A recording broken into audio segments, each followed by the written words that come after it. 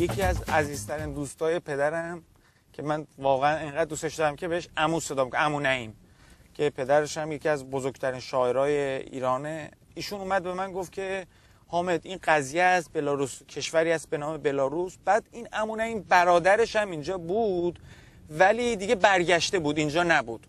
به خاطر همین یه خصوصیات اخلاقی، خصوصیات موقعیتی، خصوصیات شخصیت‌های مردم به من گفته بودن اینجا. کاری نتونستیم بکنیم. من گفتم که خب عمو نعیم شما اگه سلام میدونین من برم. گفتم که خب چیکار میکنم، من زبان مشکل دارم. یه حدودا 2 ماه مونده بیام اینجا، با یکی از دوستانمون صحبت کردیم، اونجا برای من کلاس روسی گذاشتن. یه هفته 10 روز همینجوری رفتیم، یه چیزای رو، حروفات بلاروسی رو، روسی رو یاد گرفتم. یه خوبی که اینجا داشت، من کلا از پالتو و جای سردسیر دوست دارم. اردبیل هم جای سردسیره. آب و هوای اینجا که پرسیدم گفتن حامد عین اردبیله، هواش خیلی خوبه، قشنگه، میتونی تو راحتی، تو میتونی پالتوهای خودت رو قشنگ استفاده بکنی. به خاطر همین اومدم، خیلی خوشم اومد. مردم خیلی خونگرمی داره نسبت به اون آب و هواشون، خیلی خونگرمن. عرض کنم دانشگاهاشون، خب خلاصه ما تو دانشگاه اینجا در حد پروفسور کلاسامون میاد، ما یعنی از شخصیت‌های پروفسور و دکترای پروفسور استفاده میتونیم بکنیم.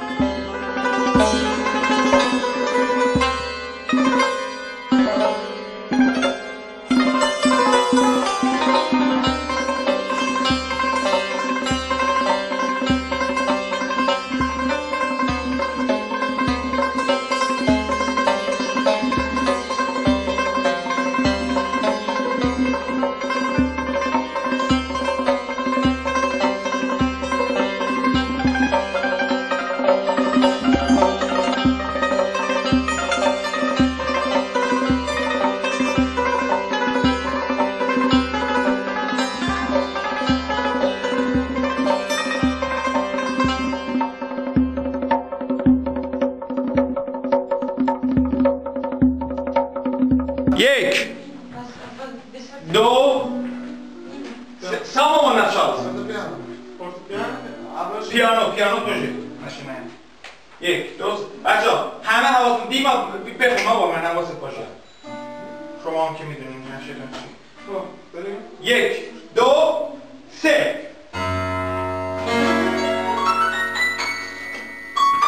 صدا تو ببر بالا.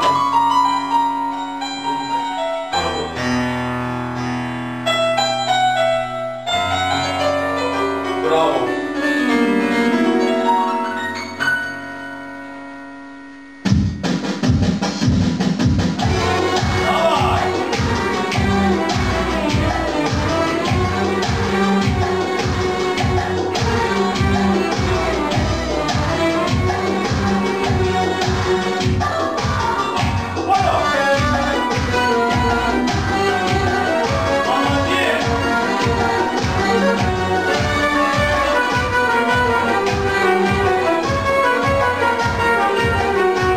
سه سال پیش اومدم بلاروس.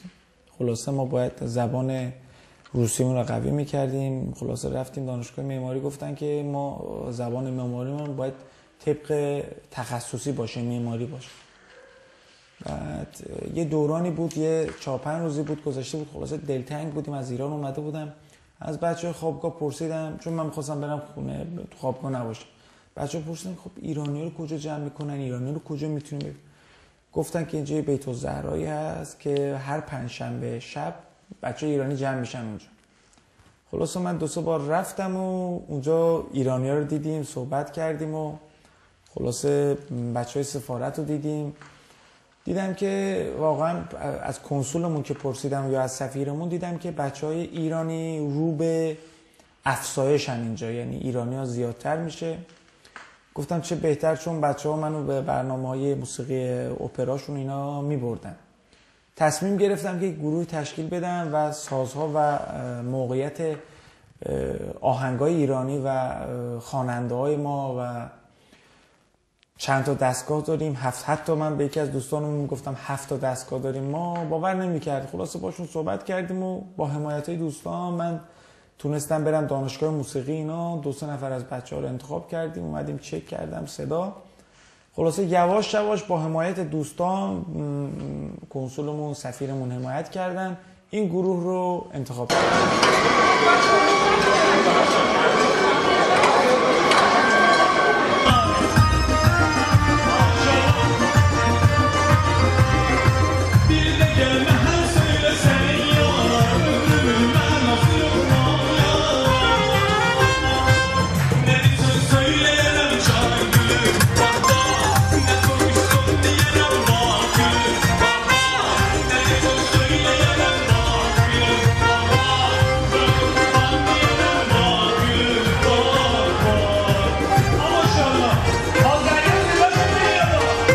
از سال 18 با گیتار آشنا شدم و دیگه 3 سال است که شرکت میکنم تو گروه پرسیا.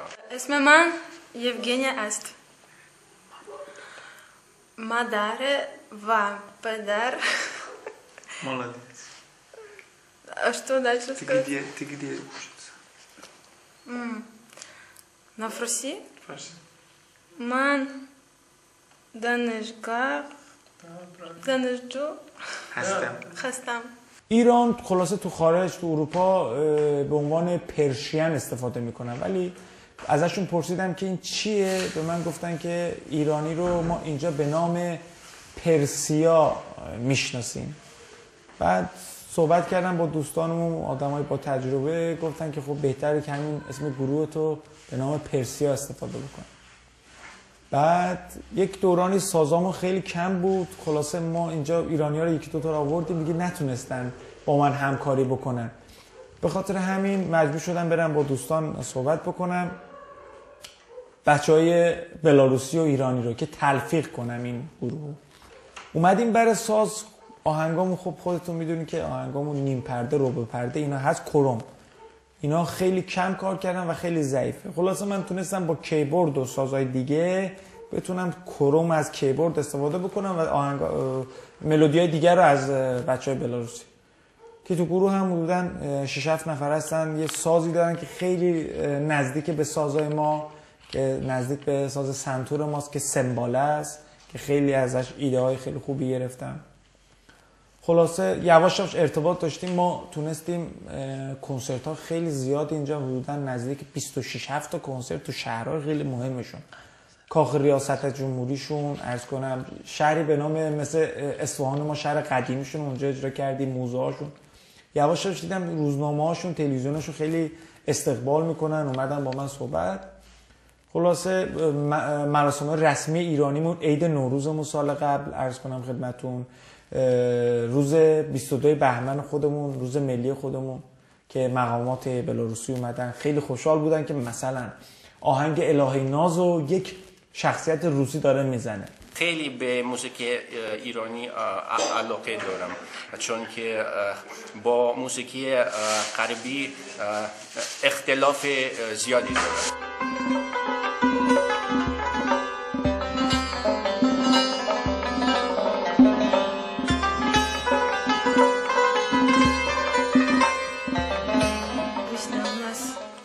Такой музыки никогда не играли, я не слышал даже такой. Ну, приводи, если сможешь.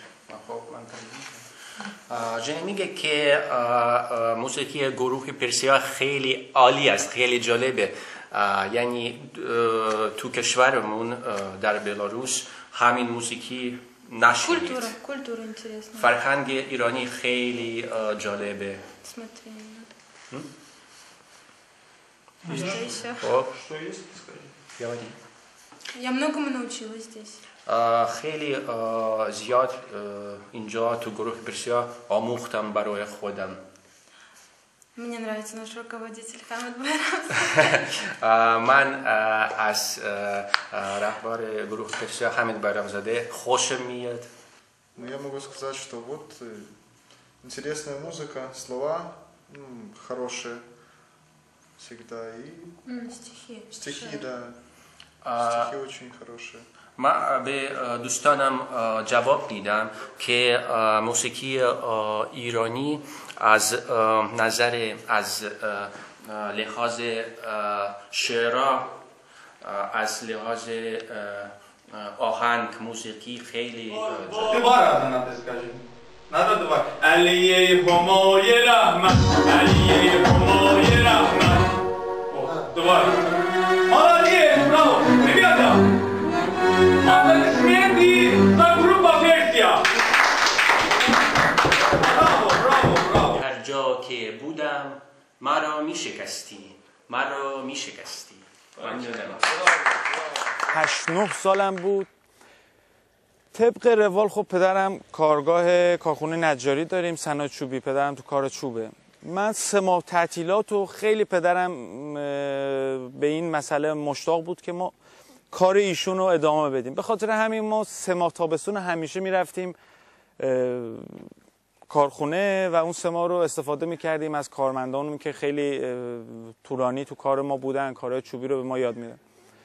بعد ما یه وسیله داریم، چسب چوبه، چسب سفیده. این بسته بندش خیلی بزرگه. من خیلی منتظر بودم چون استفادهمون زیاد بود، به خاطر همین من استفاده میکردم، منتظر میبودم که مثلا یه زمانی تمام بشه من بتونم ازش استفاده بکنم.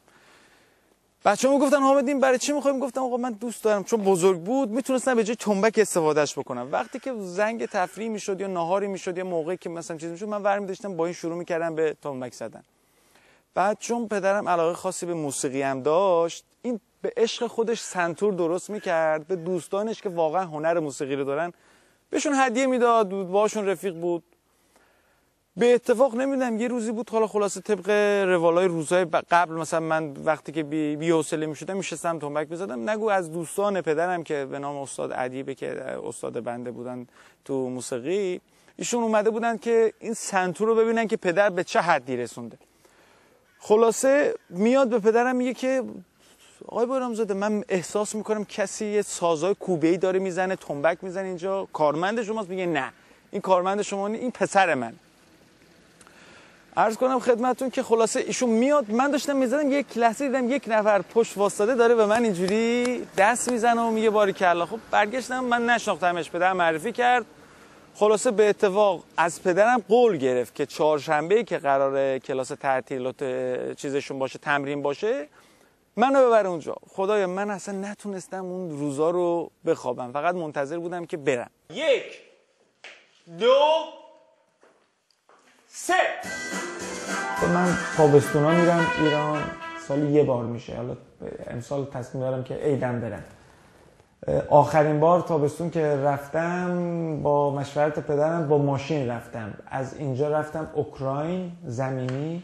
خب دوستانی بودن، دو سه روز اونجا موندیم. از اوکراین رفتیم بندر اودسا، یکی از بندرهای خیلی مهم دنیاست که از اونجا سوار کشتی شدیم، با کشتی رفتیم استانبول.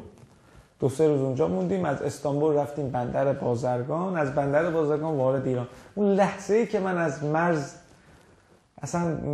مرز وارد ایران میشدم، اصلا یه حال هوای دیگه ای داشت. واقعا وطن یه چیز دیگه است. خب دوستان باید باشن بدونن که من چی میگم، یعنی درکم بکنن که خلاصه با اینکه امسال خیلی کم موندم، 15 روز موندم تو ایران، ولی با این همه حال تنها که داشتم برمیگشتم یه ناراحتی خاصی تو قیافم. یعنی همه دوستان منو میدیدن میگفتن حامد چرا ناراحتی؟ گفتم خلاصه دور از وطن یه چیز دیگه است، خیلی سخته و به هر شرط یک ذره خودمون رو وقف دادیم. یه چند مدتی اومدم اینجا، خلاصه دوباره بچه‌ها رو جمع کردم، گروه موسیقیم که اومد مشغولیت پیدا کردم، به کار معماری رو انجام دادم، یه ذره آرومتر شدم.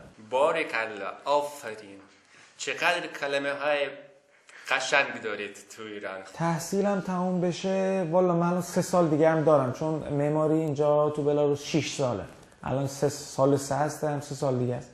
موقعیت رو نگاه میکنم، ولی خیلی دوست دارم که هر کاری میکنم افتخار وطنم باشم، بتونم یه کمکی به ایران بکنم، چون